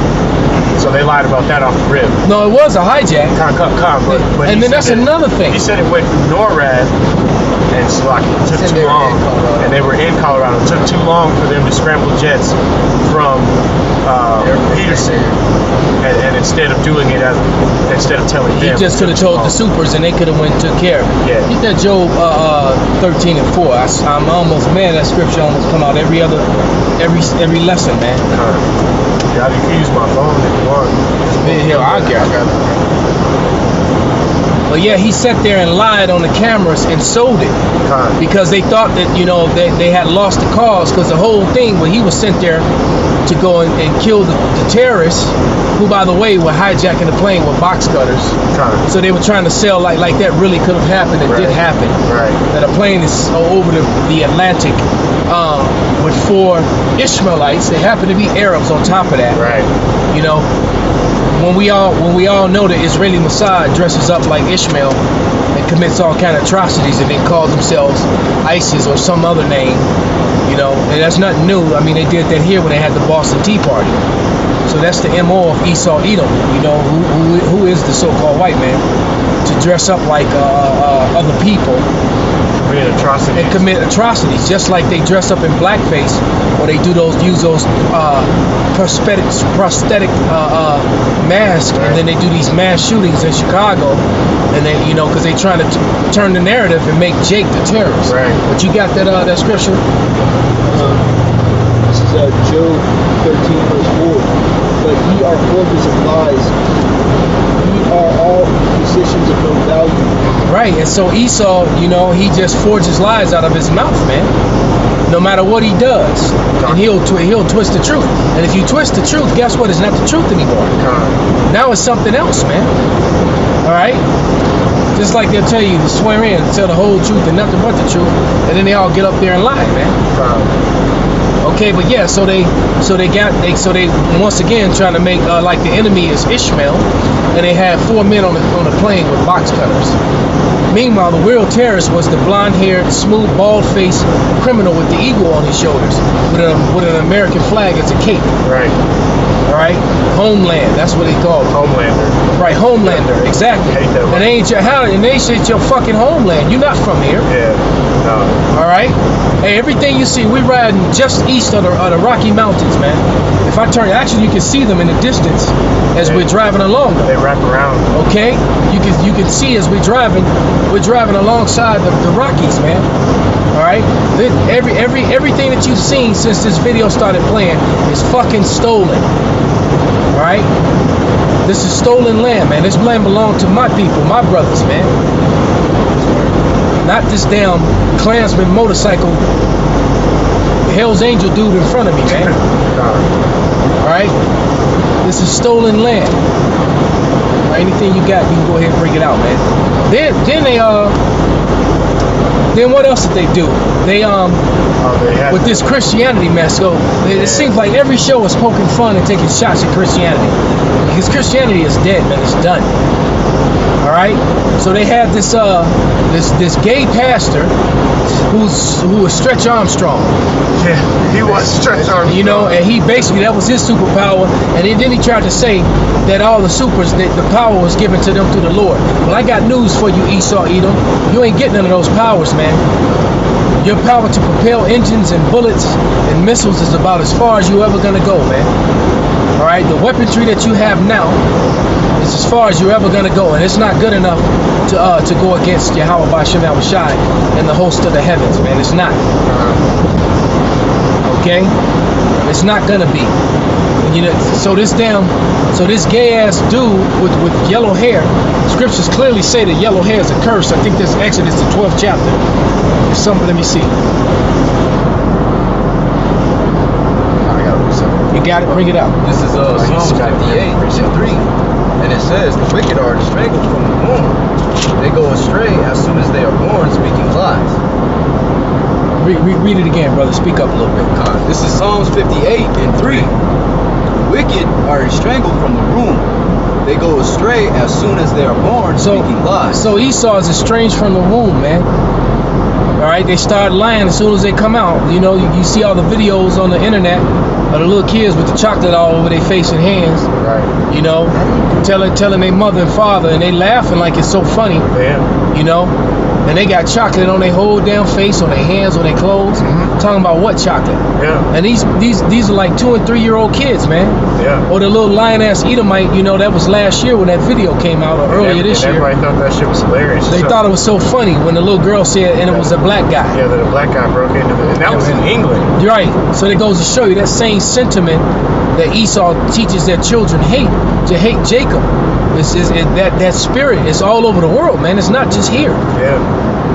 All right, it's not just here, man. That was a little. And everyone was laughing, thought it was so funny, it was so cute. Her mother thought that shit was. No, man, Jake been hanging. Hey, you see all these light poles going along the highway, the expressway, man. Hey, Jake swaying from a lot of poles from their neck over some Edomite lying on them, man. A lot of Romans crucified. You know, Jake like this too. That's right, strung them up on crucifixes. You know, hanging them on those X's. Because an X is nothing but a cross is an X, mean you've been X'd out. All right, and they just turn it up sideways. You know, what you got, brother? You holding the precept? This is Isaiah 60:2. For behold, the darkness shall cover the earth, and gross darkness the people. But the Lord shall arise upon thee, and his glory shall be seen upon thee. That's right, man. Because gross darkness has covered the whole earth, and now the part, you know, with people, with these writers writing into their scripts, you know, poking fun at Christianity, pointing out its fallacies. If you watch enough movies, man, you can get clips. You could probably get clips that last you over an hour of them in movies proving falsities of Christianity, man. Perfect example is it's like the first 3 or 4 minutes of the movie Snatch with the rabbis. I love that scene. That's just one. That's just one. I actually have it recorded where he speaks about how it's a mistranslation. And the virgin just meant, you know, it meant a young woman. It didn't mean someone that's never been rotted out. So all right. He was like, and then he basically goes on to say the whole Jewish culture is based on a facade. There you go, man. He says that. So that's just one example of so many. Benito Torres, he plays one of the rabbis. He plays Freddy Four Fingers in the movie. And then you had that old movie Kathmandu with the scene with Jane Fonda when she was young. You know, and the whole scene with the Cherokee when Jane Fonda and the old Edomite was telling the Cherokee that they were from the lost tribes of Israel. Yeah. The congressmen of these here United States told me, right? And then the Cherokee's like, but I can't speak Hebrew. I don't know. You know, hey, it's Jeremiah 17:4. The scriptures clearly said that they will be cut off from their heritage, man. Correct. All right, and they were, man. As a matter of fact, my professor just sent me a thing, you know, over the internet over how all this Hebrew has been authenticated in Puerto Rico. All right, and what we've been telling you, man. So why do you got all this ancient Hebrew that goes back to Israel, that goes back to Egypt, back to the land of Syria, back to that part of the world, the so-called Middle East, the land of the Chaldees and Canaan? You got the language of Canaan in the possession of a bunch of Puerto Ricans. Man. All right, that kills your barren straight bullshit, all your Christianity lies, man. Wish they pushed that so tough. All right, and going back to that, you got that Jeremiah 17:4. Anybody? I got it right here. Yeah. Because you know, this is Jeremiah 17:4, and it says, "And now even thyself shall discontinue from thine heritage that I gave thee." Right. Get another one. That one of my favorites. That Lamentations 5 and 2, I believe. All right. Right. Because you know, we were cut off from our heritage as a people, and what did they give us in place of our heritage mainly? Outside of false names that they created and false identities, they gave us Christianity. All right, which is a heritage of lies, man. All right, they gave us Christianity, which says we're supposed to love all and treat all like brothers. Within Christianity is nothing but hate, and the opposite of that. Aren't the Klansmen Christians? Right? Weren't the slave owners Christians? Exactly. Even this dude Homeland was a straight up fucking murderer, burning people with his eyes, with his laser beam eyes, man. A bootleg Superman. He even was referring to himself as a Christian. Because he came to the little meeting with a little gay ass drug dealing pastor. All right. He made old boy kill his girl. The little girl he liked her. Yeah, he was in love with this woman, and he didn't want to do it. He made him OD her because she knew too much. Right. he OD'd his woman because he got orders to do it from his boss, who was more powerful than he was. Yeah, well, he wasn't happy about it, but he did it. No, he wasn't happy about it at all. He really did love the chick, man. But and he did it to protect their lie, which goes to show you, man. Esau will take your ass out. And what lie was that? That lie was that drug that they were using that was actually helping increase their superpowers. Right. So it goes to show you that Esau is just full of shit, man. He's full of shit, and that like that pastor, when the whole gay scene. Yeah. You know, and the dude was talking about how he used his stretched Armstrong dick to ride out his ass and all this other shit. Right. You know, just some gay, homosexual stuff, which is wickedness. He made that real uncomfortable. Yeah, he did. Then the Puerto Rican dude told him, like, damn, you the Rain Man. That was funny when he told him that. Yeah. You the Rain Man of fucking people over. Right, the Rain Man of blackmailing people, fucking people over, exactly. Nah, yeah, because he went in there with a picture of him, stretchy arm dude. A video. A sodomite with some other guy. Yeah, he was sitting in the middle of two dudes. He was sitting in between the middle of two dudes, busting the slob. His woman wouldn't turn back on after they gave him a fake baptism. So he told him that it was him that he did it to. I got a precept for you. This is Ezekiel 36 and 5. And it says, therefore thus saith the Lord Yahweh, surely in the fire of my jealousy have I spoken against the residue of the heathen and against all Idumea, which I have appointed my land unto their possession. Right. So Idumea has got to go ahead, brother.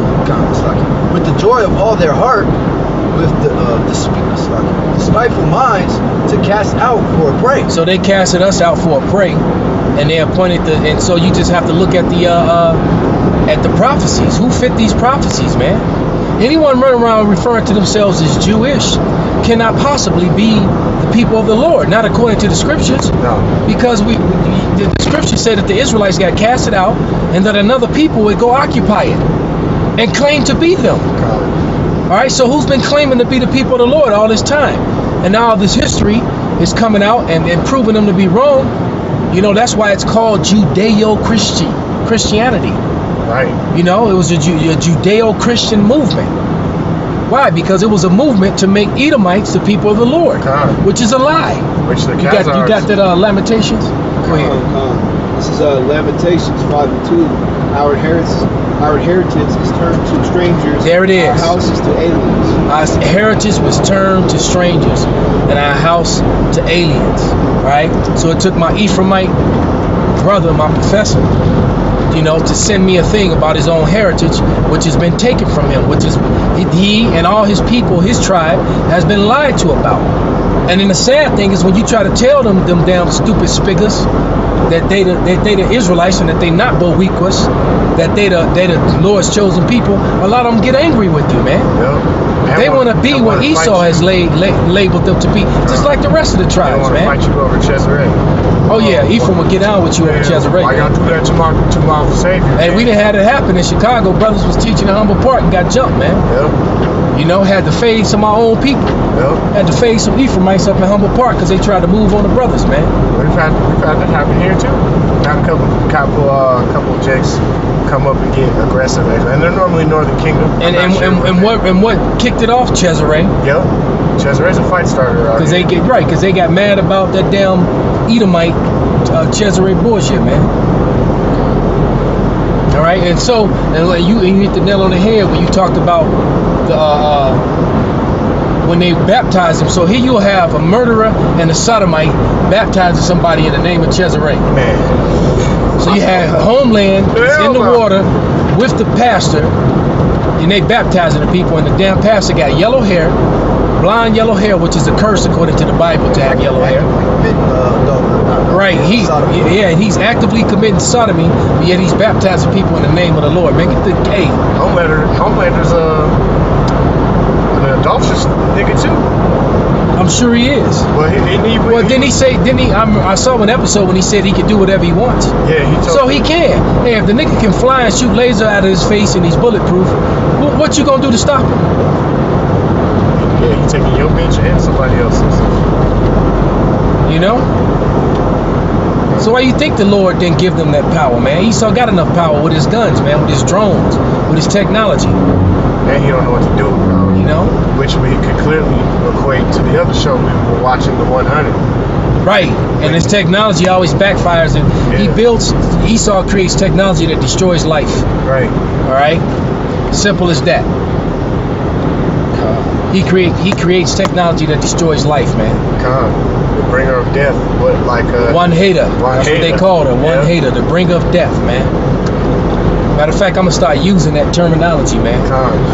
Esau really is one hater. For real. The bringer of death. Everywhere he goes, death follows. Death and destruction follows, man.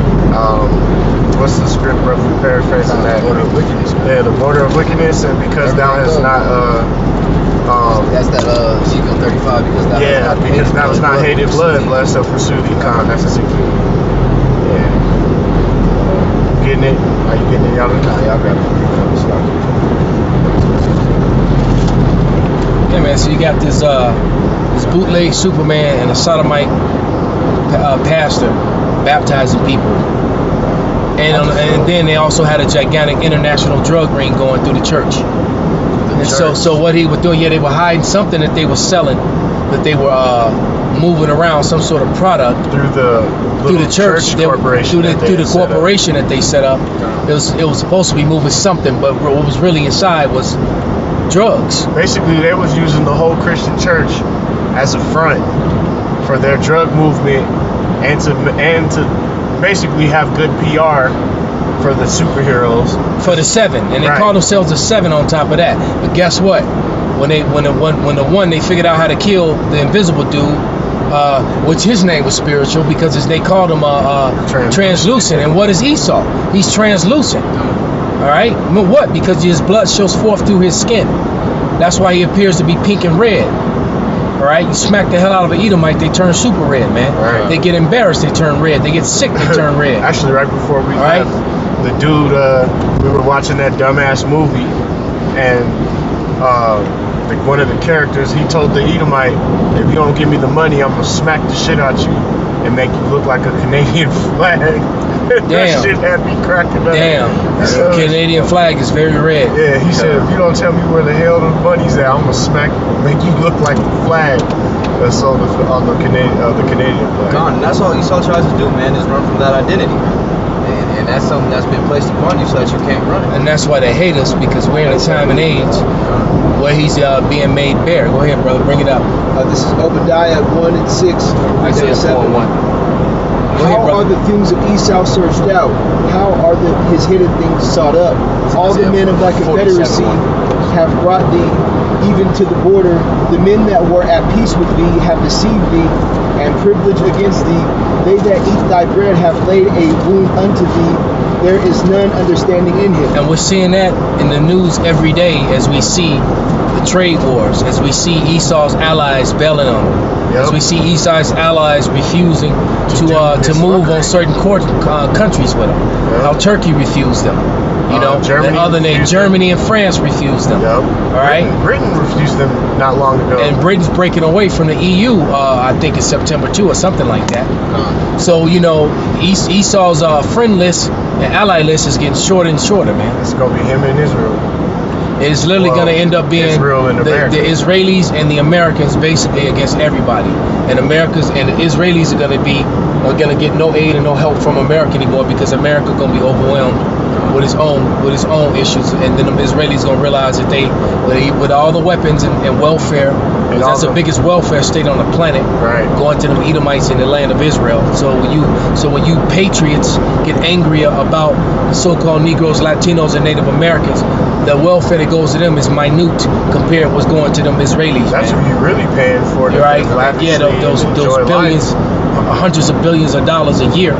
Even here in America, man, Edomites are the ones that are filling up the welfare books, man. Yeah, this is true At the too. end of the day, Jacob knows how to hustle, man. Right. Jacob will work bare to his bones to make ends meet. And the Edomites don't know how to struggle. Well, and their own food stamps. Their own statistics show you that. There's an article came out a couple years ago in the Huffington Post that laid down the numbers that the majority of people that are on welfare in America are white, so-called white people, the Edomites. Right? There's no such thing as white people, by the way.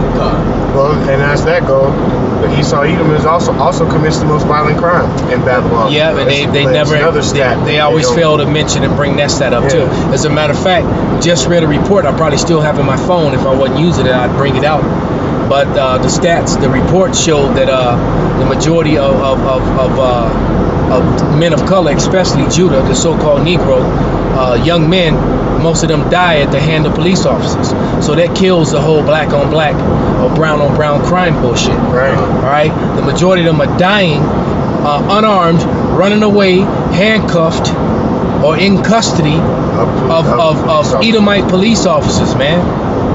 Helpless. That video of that one Jake that's tied to the chair and then kneeing him in the body and punching him in the body and kicking him in the body and choking him at the same time. Like that, man. He's sitting tight, his handcuffed with his hands behind his back, getting choked, and the dude got a clinch on him, throwing knees to his body, man. That's crazy. Fucking man. Hey, we just watched them shoot a nigga in the back. Exactly. I mean, I just saw 2 officers that were so heralded and experienced, and they shot that nigga in the back. I'm sure that they claim Christian. And I'm sure they claim to be some sort of, I claim to believe in some sort of higher power, but they do you know how cowardice you are to shoot someone in the back? It's very cowardice, who's man. fleeing from you? Right. I don't care if you are an officer of the law or nigga, that is the most cowardice thing you could possibly do. That's cowardice. rules of engagement type shit. Like, that's shit you would only do on a battlefield. And you could clearly see he was unarmed on top of that. Clearly. Salaki, if I may say, soldiers overseas are more restricted than police in America. That's what I actually brought that out. In many situations, an Ishmaelite has to shoot at you overseas for you to be able to do anything. 9 times out of 10, you go on a military op, and you're told you're not to fire unless fired upon, or returning fire. Well, the cop, all you got to do is have a cell phone or have your back to them. And these niggas are less trained. And the evidence of that is I'm looking around at these hills and these rock formations, and I'm thinking about it. I was saying it earlier. I've been out here quite a few days now, and I've seen maybe 2 Gadites the whole time I've been here. Man, this was all Gad's. And I could just imagine, Gad coming down them hills on horses, put the smack down on Esau and the train tracks that are going along that hill there. Right. And all the labor that went in, the forced labor that went into the building of these tracks. Yep. They had Moab. And they're on both sides. Yeah, they're on both sides. I see that. The tracks are on the other side over here, going the other way. Yeah, right. They had Moab. I know Moab did a lot of building of these railroads, man. But you don't see too many of them out here. Moab. So that means Moab got more of a hand in building up America than what you Edomites deserve, man. All right. They gave them quarter. This is that Isaiah 47:1, and it says, "Come down and sit in the dust, O virgin daughter of Babylon. Sit on the ground. There is no throne, O daughter of the Chaldeans, for thou shalt no more be called tender and delicate. Take the millstone and grind meal, uncover the locks, make bare the leg, uncover the thigh, pass over the river, thy nakedness shall be uncovered, yea, thy shame shall be seen, and I will take vengeance, and I will not meet thee as a man." That's right. The Lord is coming, man. He ain't gonna meet you as a man, man. All right, he's not. Is that 47:1? Get to the part where Esau's made bare. I believe that's in 47:2. Or maybe it could be 47 or 49. Let me look. Go ahead, brother. Bring it out, Baba Shah. This is Obadiah 1:12. "But thou shouldest not have looked on the day of thy brother in the day of that he became a stranger." Now Yeah, 2. Or shouldest thou that thou have rejoiced over the children of Judah in the day of their destruction, neither shouldest thou have spoken proudly in the day of distress. Right, and I can only imagine the pats on the backs, cigars, and the drinks that those cops got for killing that Jake, man, because that's what they do. Oh, they probably. All right, and the GoFundMe's is already ready to go. Yeah, I'm sure. They get in trouble, lose their jobs or anything, they'll make more money from the GoFundMe from all these Klansmen. All right, and I've seen a whole bunch of racist ass Edomites since I've been here. Oh, you know, the majority of the state or the areas that we populate, Colorado is that way, but they segregate the shit out of it so that these Edomites feel, I guess, like they outnumber you in certain areas. Right. But that shit is not the case. Just so that people are aware of that. Well, I could believe that, man. Yeah. Hey, this up here, this is what a little. No, she didn't live this far out. Nah, she lived a little closer back. Are you talking about the lady that passed Black Forest? Yeah, right? we passed it already. But it's about 20. It's about 15 minutes back the way we came, and she don't stay too far from here. Because Toma Road is where she picked us up. Betsy, right? Yeah. Edomite Betsy. I'll never forget that. This is Bessie was ready to get married. Yeah, she was. This is Jeremiah. You know I'm not with my husband anymore. Yeah. She said that real quick. She did. She was like, I am not with my husband. She said, yeah, he's a fuck nigga. Save me. So no, Miss Bessie, just get me and my sons home safely. Thank you very much. Yeah, appreciate you. Alright. This is Jeremiah 49:10. But I have made Esau bare. I have uncovered his secret places, and he shall not be able to hide himself. Right, and see, that's just it, man. And that's why they so angry with us. This is why they hate us so. This is why they want to call us black Hebrews. When you got all these speckled bird Israelites, you know. Clearly speckled bird Israelites. You know. Continuing on. Go ahead. His seed is spoiled, and his brethren and his neighbor, and he is not. And we can't wait to that part, man. Because that's coming. You know, it's starting to happen. You owning. I'm looking around now. You owning horses and stables and farms and land. All that shit is. You got to give all this back that you stole, man. If we ever were to go the back way, because there's another way to go up to Denver that me and Lakia have taken. More lush. It's even more lush. Oh yeah. It's got even. Because then we'll be driving right through the middle of all that shit. Yeah, that's how all them $1 million mansions over there with barns connected. They got like buffaloes and shit. Some of them. One of the ones we passed through. That's what I realized. Like, because that's wealth. Having all that land, having livestock. Land is true wealth, man. Yeah, that's wealth. I looked at how much it costs just simply to own a buffalo, and then I realized, I did the math. Go look it up and do the math. Well, they probably just on their land. I don't think you can own them. Oh well, if he's selling them though, or at least moving them to a slaughterhouse. But then again, they do have bison meat, so that's what I'm saying. And that's popular out this way. So they got that spot by the movies. What is it, Pretty Rocket? Long story short, man, it costs about $28,000 to buy a male, like an adult male. But you're gonna flip it and make about 30 grand in profit. So the dude, if you got like 27 of them, which this dude had well over maybe 100 buffalo, he's never gonna go broke essentially. But Jake doesn't get to live like that because he's all set up. Jake don't even understand. Yeah, Jake don't even understand that. Matter of fact, let me read this. This is Genesis 13 and 2, and it says, "And Abram was very rich in cattle." And if you have cattle, that means you got a lot of land. In cattle, in silver, and in gold. All right, and you got to remember, they had so much cattle between him and his nephew Lot, who was righteous. Yes. Another Hebrew. There was so much land in between them that they had to part ways because their men started getting into scuffles out in the middle of nowhere.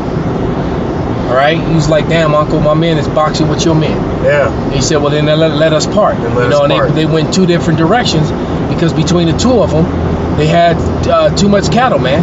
That's a great problem to have. Right. I wish I had that problem. Right. But then again, flip side of that, I don't want it on this side. Because I don't want, like the scripture said, those people who got their prize on this side. Roughly paraphrase. I'm trying to remember the verbiage. But the people who got it on this side, man. Got their consolation. Their consolation, the water. That's exactly the word. Consolation on this side. Right. So if you got LeBron James's. The LeBron James, Jay-Z's. You know, those guys like that, man. Smokey Robinson ass niggas. Yeah, them dudes got it. And this a fort up here? That's Castle Rock. And But wasn't it a fort? it was that Esau used? It was originally a fort. Yeah. And so they took the high ground, Yeah. tried to defend, then made the walls high so that Gad couldn't come get their ass. Yeah. They done knocked it down. And you can see They used to sit on top of that rock. You used to have to go to the top of the rock to get to the fort, but they sat on top of those guys. So that was a fort on top of that rock. Yeah. Okay, gotcha. But they still flying that rock. You can basically They still flying that wick. all directions. I bet. Yeah, on top of that rock, you can see Denver you can see the city once you're on top of it. Like if you're on top of that rock and you're looking out over those mountains, you can see Denver, Colorado. Right. And then you could look back towards and basically see Monument almost from the top of that. They still got that wicked ass flag flying up there. Yeah, there's a big ass. I'm sure that's probably what they call it, landmark. Yeah, it is. It's one of the more popular. It's the most popular one in this city. People used to be able rock climbers go too. They used to be able to free base rock climbing. Well, you climb that, you fall off, man. You fuck. Yeah, they did not. They don't let you do it anymore though. They won't let you go up Yeah, there there. are a few deaths. This is Ezekiel 35:1. Moreover, the word of the Lord came unto me, saying, Son of man, set thy face against Mount Seir and prophesy against it. So there it is, man. We prophesying against Mount Seir, man, and against everything that is about in this wicked place called Babylon. All right, spiritually called Babylon, Egypt, and Sodom, because all the things that were going on in those places are rampant here in America, man. All right, and America and Edom is connected to Babylon, and we know that Edom, according to the scriptures, Edom has to be ruling when the Lord comes back, man. Esau is the end of the world. All right, if it's not you, so-called white people, you Edomites, man. All right, who is it? Right. Just like Job 9:24 says. Then who is it? Because y'all control everything. Right, and that's the Lord, being sarcastic with you. Why? Because you fit all the prophecies. You've done everything that the prophecy said Esau would do. And then, like that video that you played earlier of that little Edomite going bananas, their spirit bears witness to who they are. Oh yeah. You know what I mean? If you just spaz out and all of a sudden, everybody's a nigger. How dare you say I'm going into slavery? Right. How dare you? You're a nigger. I'm gonna be your slave. You don't deserve shit. What shit? Yeah, you don't deserve shit like that. Hey, to be in that spirit, when someone tells you what's coming out of the scriptures, if you immediately feel that way and you're an Edomite. Meanwhile, you dress like a woman in a damn nun's outfit. Yelling at Lord, for that matter, like we had a dude in a demon suit walking around dressed up like a demon, talking about charity and how he was doing what he was doing for the church or something like that. And I was like, man, get the man.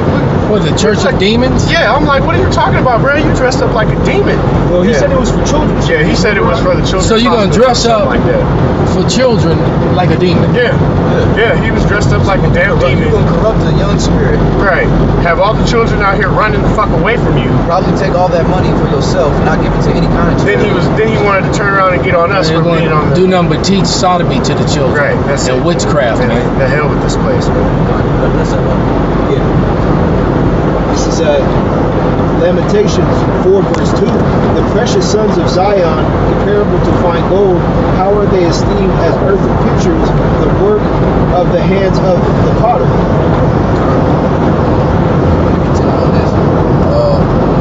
And it says, this is 35:3, and say unto it, Thus saith the Lord Yahweh, O Mount Seir, I am against thee, and I will stretch out my hand against thee, and I will make thee most desolate.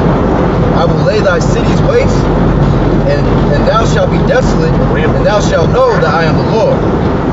There it is, man. And that time is getting dangerously close for you, Esau. Dangerously close, and we're actually happy about it. All right. I'll shut it down. Hey, so with that, we're gonna give. We want to give double honors unto the apostles and the elders. Salutations to all our fellow laborers, that are scattered about doing this work in truth and sincerity, risking their lives and their freedom to do so. To the scattered, the ones that are like the speckled bird, bringing all that confusion. To them we say shalom. Shalom. Call halal Yahweh Shem Yahushai. Allahu Akbar. Allahu Akbar. Allahu Akbar.